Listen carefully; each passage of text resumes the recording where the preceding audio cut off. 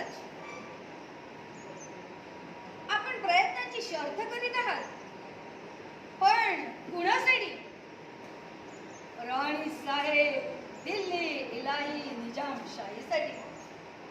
महाराज, याच निजामशाहीच्या रोषणाईत महाराष्ट्रातल्या लेखी सुना पळवल्या जाते, लेखी सुना मारल्या जातात, गायी गुरं मारली जातात. महाराज, प्रत्येक शामच्या जाऊबाईंना गोदावरीवर स्नान करीत असताना त्या मुघल सुभेदारानं पळून नेलं.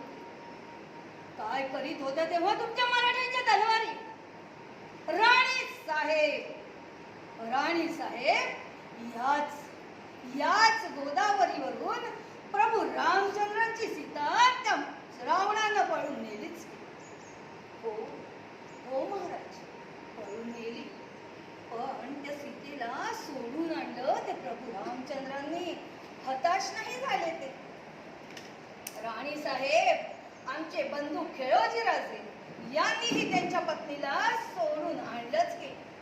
हो महाराज, सोडून आणली, पण कसे? 2.5 लाख होनाची खंडी त्या मुघल सुभेदाराला भरली आणि मग सोडून आणली. प्रभू रामचंद्रांनी खंडणी नाही भरली, खांडोळी केली त्या रावणाची आणि मग सोडून आणली. राणी साहेब, महाराज, आपला पाण उतारा आम्हाला नाही करायचा.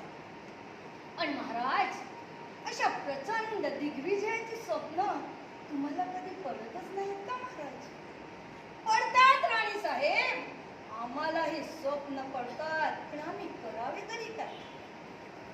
महाराज, तुम्ही मनात आणलात विश्वामित्राप्रमाणे प्रतिसृष्टीच निर्माण करू शकाल. उन्मत्त ही सिंहासने निर्धारण्या तू बळ दे हे आई भवानी. माझ्या पतिराजांना हे साका संकट पेलण्यासाठी बळ दे.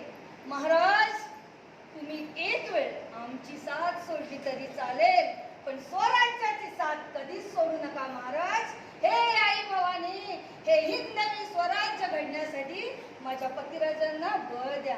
हे आई भवानी, माझ्या पतिराजांना बळ द्या.